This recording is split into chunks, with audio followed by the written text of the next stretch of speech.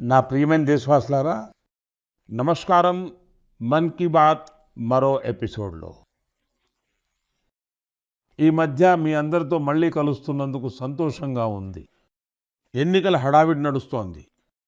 కానీ మీ ఉత్తరాలు మరియు సందేశాల ద్వారా మనం దేశం మరియు దేశవాసుల విజయాల గురించి ఒకరితో ఒకరం మన సంతోషాలను పంచుకున్నాం కూడా.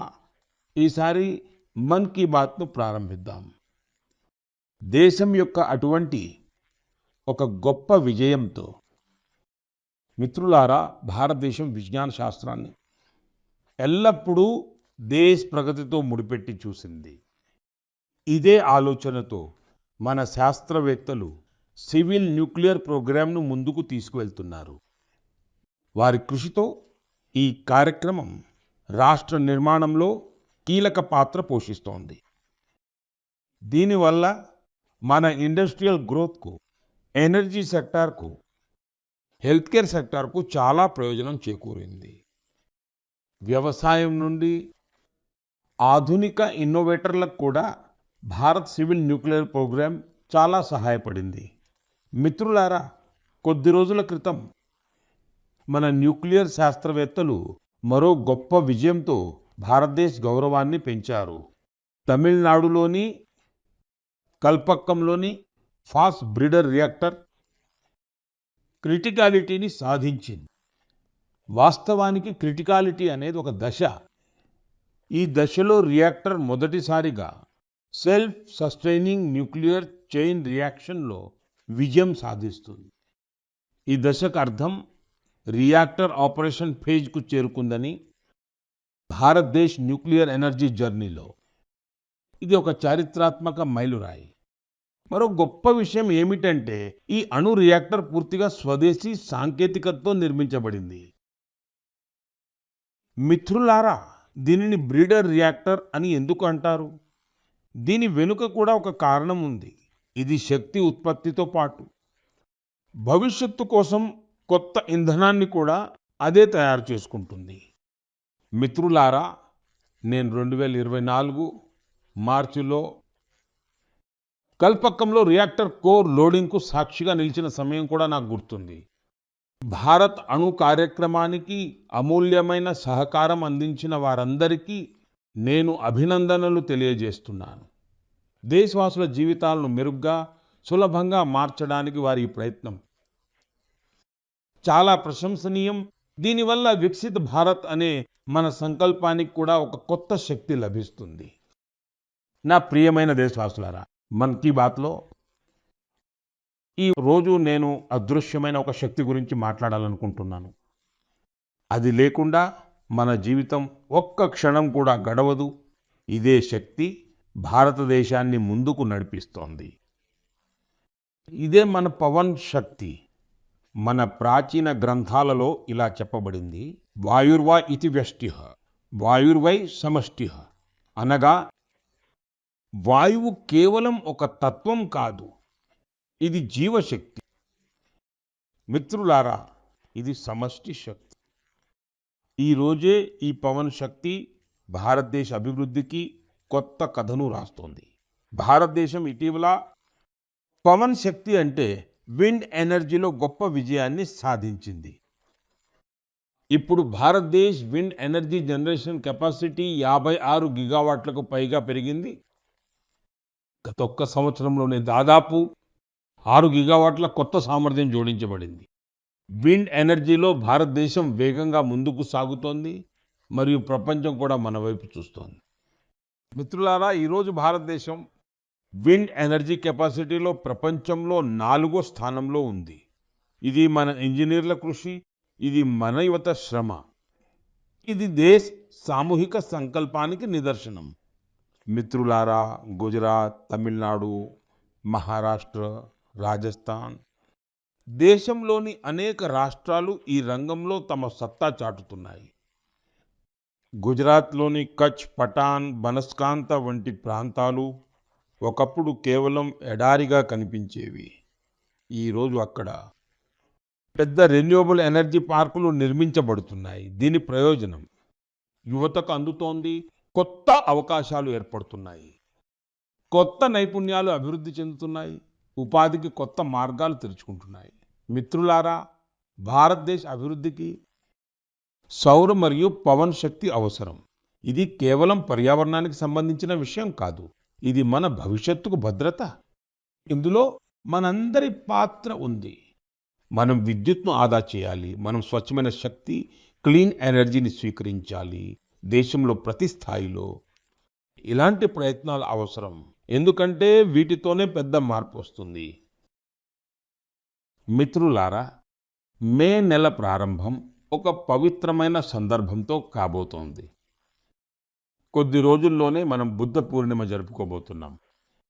దేశవాసులందరికీ నేను నా ముందస్తు శుభాకాంక్షలు తెలియజేస్తున్నాను. భగవాన్ గౌతమ్ బుద్ధుని జీవిత సందేశం ఈనాటికి అంతే ప్రాసంగికమైనది. ఆయన మనకు శాంతిని బోధించారు. అది మన అంతరంగం నుంచే ప్రారంభమవుతుంది. స్వయంపై విజయం సాధించడం గురించి ఆయన చెప్పారు. అన్నిటికన్నా గొప్ప విజయమని ఈనాడు ప్రపంచం ఎటువంటి ఒత్తిళ్లు, సంఘర్షణలను ఎదుర్కొంటోందో, ఇటువంటి సమయంలో బుద్ధుని ఆలోచనలు మరింత ముఖ్యమైనవిగా మారాయి. మిత్రులారా, దక్షిణ అమెరికాలోని చిలీలో ఒక సంస్థ భగవాన్ బుద్ధుని ఆలోచనలను ముందుకు తీసుకువెళ్తోంది. లద్దాఖ్లో జన్మించిన డ్రుపాన్ ఉగ్గేన్ రిన్పోచే మార్గదర్శకత్వంలో ఈ పని జరుగుతోంది. ఈ సంస్థ ధ్యానం, కరుణలను ప్రజల జీవితాలతో అనుసంధానం చేస్తోంది. కోచి గ్వాజ్ లోయలో నిర్మించిన స్థూపం ప్రజలకు శాంతి అనుభూతిని కలిగిస్తుంది. నిజంగా ఇది చూసి గర్వంగా అనిపిస్తుంది. భారతదేశ ప్రాచీన పరంపర ప్రపంచమంతటికి చేరుకుంటోంది. సుదూర ప్రాంతాల ప్రజలు కూడా దీంతో అనుసంధానం అవుతున్నారు. మిత్రులారా, బౌద్ధ సంప్రదాయం మనకు ప్రకృతితో మమేకం అవ్వడాన్ని కూడా నేర్పుతుంది. భగవాన్ బుద్ధునికి ఒక వృక్షం కింద జ్ఞానోదయం అయింది. ప్రకృతి మన జీవితంలో ఒక విడదీయరాని భాగం. దేశంలో కూడా ఇటువంటి ప్రయత్నాలు జరుగుతున్నాయి. కర్ణాటకలోని కర్మ మొనాస్టరీ దీనికి ఒక మంచి ఉదాహరణ. ఈ మఠం ఒక సజీవ అటవీ ప్రాంతం. ఇది 100 ఎకరాలలో విస్తరించి ఉంది. ఈ అడవిలో 700కు పైగా దేశీయ వృక్షాలను సంరక్షించడం జరిగింది. మిత్రులారా, బుద్ధుని సందేశం కేవలం గతం మాత్రమే కాదు, ఇది ఈనాటికి ప్రాసంగికమైనది మరియు భవిష్యత్తుకు కూడా అవసరం. బుద్ధ పౌర్ణమి యొక్క ఈ సందర్భం ప్రేరణను ఇస్తుంది. మనం మన జీవితంలో శాంతిని పెంపొందించుకోవాలి, కరుణను అలవర్చుకోవాలి మరియు సమతుల్యతతో ముందుకు సాగాలి. నా ప్రియమైన దేశవాసులారా, మీ అందరికీ తెలుసు, ఇప్పుడు మన దేశంలో జనవరి 23న అంటే నేతాజీ సుభాష్ జయంతి నుండి జనవరి 30 వరకు అంటే గాంధీజీ పుణ్యతిథి వరకు గణతంత్ర మహోత్సవం జరుపుకుంటారు. ఈ మహోత్సవంలోనే ఒక ముఖ్యమైన భాగం ఉంటుంది. అదే బీటింగ్ రిట్రీట్. ఈరోజు నేను మీతో బీటింగ్ రిట్రీట్ గురించి చర్చిస్తున్నాను. ఎందుకంటే దీని వెనుక ఒక ప్రత్యేక కారణం ఉంది. మిత్రులారా, మీరు చూసే ఉంటారు. ఈ వేడుక వివిధ బ్యాండ్ల యొక్క విభిన్న సంగీత సంప్రదాయాలను ప్రదర్శిస్తుంది. గత కొన్ని సంవత్సరాలుగా దీనిలో భారతీయ సంగీత సమ్మేళనం పెరిగింది మరియు ఇది దేశ ప్రజలకు కూడా చాలా నచ్చుతోంది. ఈ సంవత్సరం బీటింగ్ రిట్రీట్ సెరమనీ కూడా చాలా చిరస్మరణీయంగా నిలిచింది.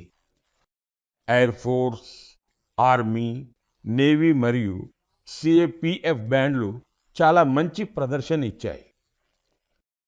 మిత్రులారా, అద్భుతమైన సంగీతంతో పాటు అద్భుతమైన ఫార్మేషన్ల ఈ కార్యక్రమం అందరి దృష్టిని ఆకర్షిస్తుంది. ఎయిర్ ఫోర్స్ బ్యాండ్ సింధూర్ ఫార్మేషన్ను రూపొందించింది. నేవల్ బ్యాండ్ మత్స్య యంత్ర ఫార్మేషన్ను రూపొందించింది. అదేవిధంగా ఆర్మీ బ్యాండ్ ప్రదర్శనలో వందే మాతరానికి 150 ఏళ్ళు మరియు క్రికెట్లో భారతదేశ విజయాన్ని కూడా ప్రదర్శించారు. మిత్రులారా, బీటింగ్ రిట్రీట్ ముగిసిన తర్వాత ఈ శ్రమ అంతా, ఈ విజయం క్రమంగా కనుమరుగైపోయేది. కానీ ఇప్పుడు దీని విషయంలో చాలా మంచి ప్రయత్నం జరిగింది. బీటింగ్ రిట్రీట్ సంగీతం మొదటిసారిగా వేవ్స్ ఓటీటీలో కూడా అందుబాటులో ఉంది. రాబోయే కాలంలో ఇది ఇతర ప్లాట్ఫామ్లలో కూడా అందుబాటులో ఉంటుంది. మీరు దీన్ని తప్పకుండా వినండి. మీకు మన సాయుధ దళాలు మరియు వారి సంప్రదాయాలపై చాలా గర్వంగా ఉంటుంది. మిత్రులారా, గత కొన్ని సంవత్సరాలుగా దేశంలోని వివిధ ప్రాంతాల నుండి ప్రకృతి పరిరక్షణకు సంబంధించిన స్ఫూర్తిదాయకమైన కథలు వెలుగులోకి వచ్చాయి. ఈ కథలు మనకు ఆశను కలిగిస్తాయి మరియు గర్వంతో నింపుతాయి. నేను మన్ కీ బాత్ శ్రోతలతో కొన్ని ఉదాహరణలను పంచుకోవాలనుకుంటున్నాను. వీటిని వింటే మీ మనసు ఆనందంతో నిండిపోతుంది. ముందుగా కచ్ ఎడారి గురించి మాట్లాడుకుందాం. వర్షాకాలం ముగియగానే ఇక్కడి భూమి జీవం పోసుకుంటుంది. ప్రతి సంవత్సరం లక్షలాది ఫ్లెమింగోలు ఇక్కడికి వస్తాయి. ప్రాంతమంతా గులాబీ రంగుతో నిండిపోతుంది. అందుకే దీనిని ఫ్లెమింగో సిటీ అని పిలుస్తారు. ఈ పక్షులు ఇక్కడే గూళ్ళు కట్టుకుంటాయి మరియు తమ పిల్లలను పెంచుతాయి. కచ్ ప్రజలు వీటిని లాఖాజీకే బరాతి అని పిలుస్తారు. ఇప్పుడు లాఖాజీకే బరాతి కచ్లో పర్యావరణ పరిరక్షణకు గొప్ప అందమైన చిహ్నాలుగా మారాయి. మిత్రులారా, రెండవ కథ మానవులు మరియు వన్యప్రాణుల సహకారానికి సంబంధించింది. మరియు ఇది ఉత్తరప్రదేశ్ నుండి ఇక్కడి తెరాయ్ ప్రాంతాలలో పంటల సమయంలో ఏనుగుల గుంపులు గ్రామాల వైపు వస్తాయి. దీనివల్ల సంఘర్షణ జరిగే అవకాశం పెరుగుతుంది. కానీ ఇప్పుడు యూపీలో కూడా గజమిత్ర వంటి ప్రయత్నాలు ప్రారంభమయ్యాయి. గ్రామస్తులే జట్టుగా ఏర్పడి ఏనుగులపై నిఘా ఉంచుతారు. వారు సకాలంలో ప్రజలను అప్రమత్తం చేస్తారు. దీనివల్ల సంఘర్షణ తగ్గుతోంది మరియు ప్రజలలో విశ్వాసం పెరుగుతోంది. మిత్రులారా, మధ్య భారతదేశం నుండి కూడా ఒక శుభవార్త వచ్చింది. ఛత్తీస్గఢ్లో బ్లాక్ బక్ అంటే నల్ల జింకలు మళ్ళీ కనిపించడం ప్రారంభించాయి. ఒకప్పుడు వాటి సంఖ్య చాలా తక్కువగా ఉండేది, కానీ నిరంతర ప్రయత్నాలు జరిగాయి మరియు వాటి సంరక్షణను పెంచడం జరిగింది. ఈ రోజు అవి మళ్ళీ విశాలమైన మైదానాల్లో పరిగెడుతూ కనిపిస్తున్నాయి. ఇది మనం కోల్పోతున్న వారసత్వాన్ని తిరిగి పొందడం లాంటిది. గ్రేట్ ఇండియన్ బస్టర్డ్ అంటే బట్టమేక పక్షి సంరక్షణలో కూడా కనిపిస్తోంది.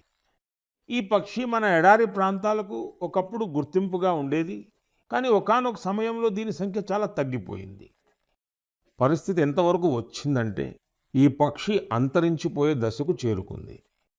కానీ ఇప్పుడు దీని సంరక్షణ కోసం ఒక పెద్ద ఉద్యమం నడుస్తోంది. శాస్త్రీయ పద్ధతులను అవలంబిస్తున్నారు. ప్రజనన కేంద్రాలను ఏర్పాటు చేశారు మరియు ఇప్పుడు కొత్త జీవితం ప్రారంభమవుతున్న సూచనలు కనిపిస్తున్నాయి. మిత్రులారా, ప్రకృతి మరియు మానవుడు వేరువేరు కాదు. మనం ఒకరికొకరం సహచరులం. మనం ప్రకృతిని అర్థం చేసుకుని దాన్ని గౌరవించి దానితో కలిసి నడిచినప్పుడు మార్పు స్పష్టంగా కనిపిస్తుంది. ఈరోజే ఈ మార్పు దేశ నలుమూలల నుండి ఒక కొత్త ఆశగా మన ముందుకు వస్తోంది. నా ప్రియమైన దేశవాసులారా, నార్త్ ఈస్ట్ మనందరికీ అష్టలక్ష్మి. ఇక్కడ ప్రతిభకు కొదవ లేదు మరియు నార్త్ ఈస్ట్ యొక్క ప్రకృతి సౌందర్యం కూడా అందరి దృష్టిని ఆకర్షిస్తుంది. మన్ కీ బాత్లో కూడా మనం తరచుగా నార్త్ ఈస్ట్ ప్రజల విజయాల గురించి చర్చిస్తూ వచ్చాం. ఈరోజు కూడా అలాంటిదే. మరో విజయం గురించి నేను మీతో చర్చిస్తాను. అదేమిటంటే బాంబూ సెక్టార్లో నార్త్ ఈస్ట్ సాధించిన విజయం. మిత్రులారా, ఒకప్పుడు దేనినైతే భారంగా భావించేవారో అది ఈరోజు ఉపాధి, వ్యాపారం మరియు ఇన్నోవేషన్కు కొత్త ఊపునిస్తోంది. మన తల్లులు, సోదరీమణులు దీని ద్వారా అత్యధికంగా లబ్ధి పొందుతున్నారు. ఇది తెలిస్తే మీరు ఆశ్చర్యపోతారు. బాంబూ నిర్వచనాన్ని మార్చడం వల్ల ఎంత పెద్ద మార్పు వచ్చిందో. మిత్రులారా, ఆంగ్లేయులు చేసిన చట్టం ప్రకారం బాంబూను ఒక చెట్టుగా నిర్వచించారు మరియు దీనికి సంబంధించిన నిబంధనలు చాలా కఠినంగా ఉండేవి. బాంబూను ఎక్కడికైనా తీసుకువెళ్ళడం చాలా కష్టంగా ఉండేది. అందువల్ల ఇక్కడి ప్రజలు వెదురుకు సంబంధించిన పనులకు, వ్యాపారాలకు దూరమయ్యారు. మిత్రులారా, 2017వ సంవత్సరంలో చట్టంలో మార్పులు చేసి మేము బాంబును చెట్టు కేటగిరీ నుండి తొలగించాము. దాని ఫలితాలు అందరి ముందు ఉన్నాయి. ఈరోజు మొత్తం నార్త్ ఈస్ట్లో బాంబూ సెక్టార్ అభివృద్ధి చెందుతోంది. ప్రజలు నిరంతరం ఇన్నోవేషన్ చేస్తూ దీనికి వాల్యూ ఎడిషన్ చేస్తున్నారు. మిత్రులారా, త్రిపురలోని గోమతి జిల్లాకు చెందిన బిజోయ్ సూత్రధార్ మరియు దక్షిణ త్రిపురకు చెందిన ప్రదీప్ చక్రవర్తి, వారి గురించే నేను మాట్లాడుతున్నాను. వీరు కొత్త చట్టాలను తమ కోసం ఒక గొప్ప అవకాశంగా చూశారు. ఆ తర్వాత వీరు తమ పనిని టెక్నాలజీతో అనుసంధానించారు. ఈరోజు వారు గతంలో కంటే ఎంతో మెరుగ్గా మరియు ఎన్నో రెట్లు ఎక్కువగా వెదురు ఉత్పత్తులను తయారు చేస్తున్నారు. నాగాలాండ్లోని దిమాపూర్ మరియు చుట్టుపక్కల ప్రాంతాలలో అక్కడ అనేక సెల్ఫ్ హెల్ప్ గ్రూపులు వెదురుకు సంబంధించిన ఫుడ్ ప్రొడక్ట్స్లో విలువను జోడించాయి. అక్కడ వెదురు, ఫర్నిచర్ మరియు హ్యాండీక్రాఫ్ట్ పై పని చేస్తున్న ఖోరోలో క్రియేటివ్ క్రాఫ్ట్ వంటి బృందాలు కూడా ఉన్నాయి. మిత్రులారా, మిజోరంలోని మామిత్ జిల్లాలో వెదురు టిష్యూ కల్చర్పై పనిచేసే బృందాలు ఉన్నాయి మరియు పాలీ హౌస్ మేనేజ్మెంట్పై పనిచేస్తున్నాయి. నాకు సిక్కింలో గాంగ్టక్ సమీపంలోని లాగ్ స్థల్ బాంబూ ఎంటర్ప్రైజ్ బృందం గురించి కూడా తెలిసింది. ఇది వెదురుతో హ్యాండీక్రాఫ్ట్, అగరబత్తి స్టిక్స్, ఫర్నిచర్ మరియు ఇంటీరియర్ డెకర్ ఐటమ్స్ను తయారు చేస్తుంది. మిత్రులారా, నేను ఇక్కడ కొన్ని ఉదాహరణలు మాత్రమే ఇచ్చాను.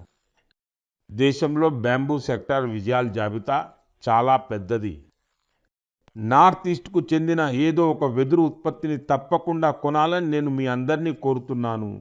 మీరు దానిని బహుమతిగా కూడా ఇవ్వవచ్చు. మీ ఈ ప్రయత్నంతో బ్యాంబూ ప్రొడక్ట్స్ను తయారు చేయడానికి తమ చెమటను చిందించే వారికి ప్రోత్సాహం లభిస్తుంది. నా ప్రియమైన దేశ ప్రజలారా, వేగంగా మారుతున్న ఈ సమయంలో టెక్నాలజీ మన జీవితంలో ఒక పెద్ద భాగంగా మారింది. ఈరోజు మనం మన గతాన్ని వర్తమానంతో అనుసంధానించడంలో కూడా టెక్నాలజీ యొక్క అద్భుతాన్ని చూస్తున్నాము. ఈ దిశగా ఇటీవల ఒక డెవలప్మెంట్ జరిగింది. మిత్రులారా, దానివల్ల విద్యారంగంతో సంబంధం ఉన్నవారు మరియు చరిత్రపై ఆసక్తి ఉన్నవారు చాలా సంతోషించారు. కొన్ని రోజుల క్రితమే నేషనల్ ఆర్కైవ్స్ ఆఫ్ ఇండియా ఒక ప్రత్యేక పోర్టల్లో ఒక ప్రత్యేకమైన డేటాబేస్ను పంచుకుంది. ఈ సంస్థ 20 కోట్ల కంటే ఎక్కువ విలువైన పత్రాలను డిజిటైజ్ చేసి ప్రజలకు అందుబాటులోకి తెచ్చింది.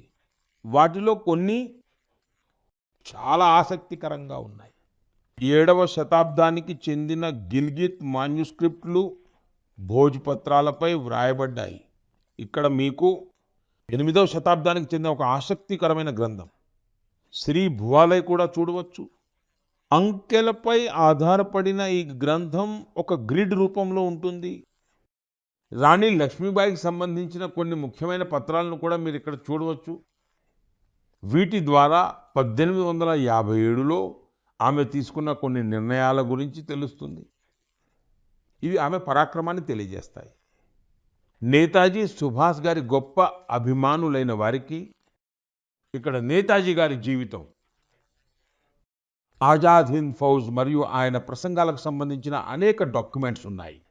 మీకు పండిట్ మదన్ మోహన్ మాలవ్య గారితో ముడిపడి ఉన్న అనేక డాక్యుమెంట్స్ కూడా లభిస్తాయి. వీటిలో బిహెచ్యు స్థాపన్ మరియు హిందీ సాహిత్య సమ్మేళనానికి సంబంధించిన ముఖ్యమైన సమాచారం ఉంది. ఇక్కడ మన రాజ్యాంగ సభకు సంబంధించిన అనేక అద్భుతమైన పత్రాలు కూడా అందుబాటులో ఉన్నాయి. మీరందరూ www.abhilekpatal.in తప్పక విజిట్ చేయాలని నేను కోరుతున్నాను. ఇది మీకు మన చరిత్ర యొక్క అద్భుతమైన అనుభవాన్ని ఇస్తుంది.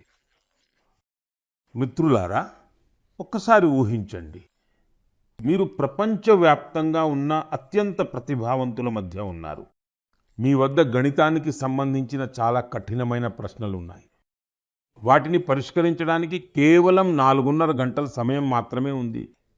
అంటే సమయం చాలా తక్కువ మరియు పోటీ అంతర్జాతీయ స్థాయిలో చాలా గట్టిగా ఉంది. ఇలాంటి పరిస్థితుల్లో ఆందోళనకు గురి కావడం చాలా సహజం. కానీ ఇలాంటి పరిస్థితుల్లోనే మన కుమార్తెలు అద్భుతం చేశారు. ఈ నెల ప్రారంభంలో ఫ్రాన్స్‌లోని బోర్డోలో యూరోపియన్ గర్ల్స్ మ్యాథమెటికల్ ఒలింపియాడ్ నిర్వహించబడింది. గణితంలో లోతైన ఆసక్తి ఉన్న పాఠశాల విద్యార్థినులకు ఇది ఒక పెద్ద పోటీ. ఇది ప్రపంచంలోని అత్యంత గౌరవనీయమైన పోటీలలో ఒకటి. ఈ ఒలింపియాడ్‌లో మన కుమార్తెలు ఇప్పటి వరకు అత్యుత్తమ ప్రదర్శన కనబరిచారు. ఈ ప్రతిభావంతులైన జట్టును చూసి నేను చాలా గర్వపడుతున్నాను. వీరిలో ముంబైకి చెందిన శ్రేయా ముంద్రా, తిరువనంతపురానికి చెందిన సంజనా చాకో, చెన్నైకి చెందిన శివాని భరత్ కుమార్ మరియు కోల్కతాకు చెందిన సిమోయ్ బేరా ఉన్నారు. ఇందులో మన జట్టు ప్రపంచంలో 6వ స్థానంలో నిలిచింది. శ్రేయ గోల్డ్ మెడల్ గెలిచి చరిత్ర సృష్టించింది. సంజన సిల్వర్, అలా శివాని కాంస్య పతకాన్ని గెలుచుకుంది. మిత్రులారా, ఈ ఒలింపియాడ్ కోసం భారతదేశంలో జరిగే ఎంపిక ప్రక్రియ చాలా కఠినమైనది. ఇది ఒక మల్టీ స్టేజ్ సెలక్షన్ ప్రాసెస్. ఇందులో రీజనల్, స్టేట్ మరియు నేషనల్ లెవెల్స్లో కఠినమైన సవాళ్లను అధిగమించాల్సి ఉంటుంది. ఆ తర్వాత అత్యుత్తమ ప్రతిభ కనబరిచిన విద్యార్థినులు 1 నెల రోజుల మ్యాథమెటిక్స్ ట్రైనింగ్ క్యాంపులో పాల్గొంటారు. ఈ camp Tata Institute of Fundamental రీసెర్చ్కు చెందిన Homi Bhabha Centre for Science ఎడ్యుకేషన్లో జరుగుతుంది. ఈ క్యాంపు చివరిలో టీమ్ సెలక్షన్ టెస్ట్ జరుగుతుంది. ఇందులో చూపిన ప్రతిభ ఆధారంగానే భారత్ జట్టును ఎంపిక చేస్తారు.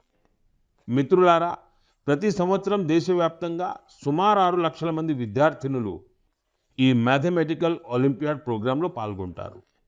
కాలక్రమేణా ఈ సంఖ్య నిరంతరం పెరుగుతోంది.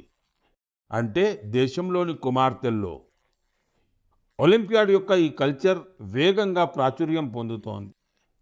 ఈ ప్రతిభావంతులైన కుమార్తెలకు మద్దతుగా నిలుస్తున్నందుకు నేను వారి తల్లిదండ్రులను కూడా అభినందిస్తున్నాను. నా ప్రియమైన దేశవాసులారా, మన దేశంలో ఈ సమయంలో ఒక చాలా ముఖ్యమైన కార్యక్రమం జరుగుతోంది. దాని గురించి ప్రతి భారతీయుడికి తప్పనిసరిగా తెలిసి ఉండాలి. అదే జనాభా గణన కార్యక్రమం. మిత్రులారా, ఇది ప్రపంచంలోనే అతిపెద్ద జనాభా గణన. ఇంతకుముందు ఇటువంటి ప్రక్రియలో పాల్గొన్న మిత్రులకు ఈసారి జనాభా గణన అనుభవం భిన్నంగా ఉండబోతోంది. 2027 జనాభా గణనను డిజిటల్గా మార్చారు. సమస్త సమాచారం నేరుగా డిజిటల్ మాధ్యమంలో నమోదు అవుతోంది. ఇంటింటికి వెళ్ళే ఉద్యోగుల వద్ద మొబైల్ యాప్ ఉంది. వారు మీతో మాట్లాడి అందులోనే సమాచారాన్ని నమోదు చేస్తారు. మిత్రులారా, ఈసారి జనాభా గణనలో మీ భాగస్వామ్యం కూడా సులభతరం చేయబడింది. మీరు స్వయంగా కూడా మీ సమాచారాన్ని నమోదు చేసుకోవచ్చు. ఉద్యోగి రాకకు 15 రోజుల ముందు మీకోసం ఈ సౌకర్యం ప్రారంభమవుతుంది. మీరు మీ సమయానుకూలంగా సమాచారాన్ని నింపవచ్చు. మీరు ప్రక్రియను పూర్తి చేసినప్పుడు మీకు ఒక ప్రత్యేక ఐడి లభిస్తుంది. ఈ ఐడి మీ మొబైల్ లేదా ఈమెయిల్కు వస్తుంది. తర్వాత సిబ్బంది మీ ఇంటికి వచ్చినప్పుడు అప్పుడు మీరు ఇదే ఐడిని చూపించి సమాచారాన్ని ధృవీకరించుకోవచ్చు. దీనివల్ల మళ్ళీ సమాచారం ఇవ్వాల్సిన అవసరం ఉండదు. సమయం కూడా ఆదా అవుతుంది మరియు ప్రక్రియ సులభం అవుతుంది. మిత్రులారా, ఏ రాష్ట్రాలలో అయితే స్వయం గణన పని పూర్తయిందో అక్కడ గణన సిబ్బంది ద్వారా ఇళ్ల జాబితా రూపకల్పన పని కూడా ప్రారంభించబడింది. ఇప్పటి వరకు సుమారుగా 1,20,00,000 కుటుంబాల గృహ జాబితా రూపకల్పన పని పూర్తి కూడా అయింది. మిత్రులారా, దేశ జనాభా గణన కేవలం ప్రభుత్వ పని మాత్రమే కాదు. ఇది మనందరి బాధ్యత. మీ భాగస్వామ్యం చాలా అవసరం. మీరు ఇచ్చిన సమాచారం పూర్తిగా సురక్షితంగా ఉంటుంది. ఇది గోప్యంగా ఉంచబడుతుంది. డిజిటల్ భద్రతతో దీనిని సురక్షితంగా ఉంచుతారు. రండి, మనమందరం కలిసి ఈ ప్రక్రియలో పాల్గొందాం. జనాభా గణన 2027ను విజయవంతం చేద్దాం. మిత్రులారా, మన దేశంలో ఆహార సంప్రదాయం కేవలం రుచికి మాత్రమే పరిమితం కాలేదు. ఈ సంప్రదాయంలో ఒక ఆసక్తికరమైన భాగం భారతీయ చీజ్. కొన్ని రోజుల క్రితం నేను ట్వీట్ ద్వారా ఒక సమాచారాన్ని పంచుకున్నాను. బ్రెజిల్లో జరిగిన ఒక అంతర్జాతీయ చీజ్ పోటీలో భారతీయ చీజ్ యొక్క 2 బ్రాండ్లకు ప్రతిష్టాత్మక పురస్కారాలు లభించాయి.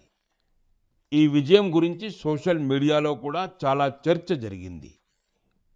చాలా మంది నాతో అన్నారు, భారతదేశంలో చీజ్లో ఉన్న వైవిధ్యం గురించి కూడా మాట్లాడాలని. మిత్రులారా, భారతదేశ డైరీ రంగంలో చాలా పెద్ద మార్పు వస్తోంది. ఈ రంగంలో వాల్యూ ఎడిషన్ మన సాంప్రదాయ రుచికి ఒక కొత్త గుర్తింపును ఇచ్చింది. ఈరోజు భారతీయ చీజ్ ప్రపంచవ్యాప్తంగా తనకంటూ ఒక స్థానాన్ని సంపాదించుకుంటోంది. బ్రేక్ఫాస్ట్ అయినా, లంచ్ అయినా లేదా డిన్నర్ అయినా ప్రపంచం ప్లేట్లలో భారతదేశ్ రుచి చేరుతోంది. జమ్మూ కాశ్మీర్ యొక్క కలారీ చీజ్నే తీసుకోండి. దీనిని కాశ్మీర్ మొజారెల్లా అని అంటారు. గుజర్ బకర్వాల్ సముదాయ ప్రజలు తరతరాలుగా దీనిని తయారు చేసి తింటున్నారు. అలాగే సిక్కిం, అరుణాచల్ ప్రదేశ్ మరియు లద్దాఖ్లో చుర్పి చాలా ప్రసిద్ధి చెందింది. పర్వతాలలోని సాదాసీదా తనం మరియు సున్నితత్వం దీని రుచిలో కూడా అనుభూతి చెందవచ్చు. ఈ చీజ్ ప్రత్యేకత ఏమిటంటే దీనిని యాక్ పాల్తో తయారు చేస్తారు. మిత్రులారా, మహారాష్ట్ర మరియు గుజరాత్లో టోప్లీను పనీర్, దీనిని సురతి చీజ్ అని కూడా అంటారు. అది కూడా తనకంటూ ఒక ప్రత్యేక గుర్తింపును కలిగి ఉంది.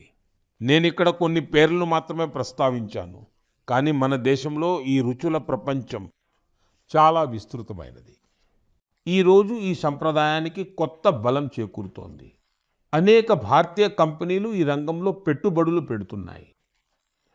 ఆధునిక సాంకేతికత వస్తోంది, మెరుగైన ప్యాకేజింగ్ జరుగుతోంది మరియు మన ఉత్పత్తులు వరల్డ్ స్టాండర్డ్స్తో ముందుకు సాగుతున్నాయి.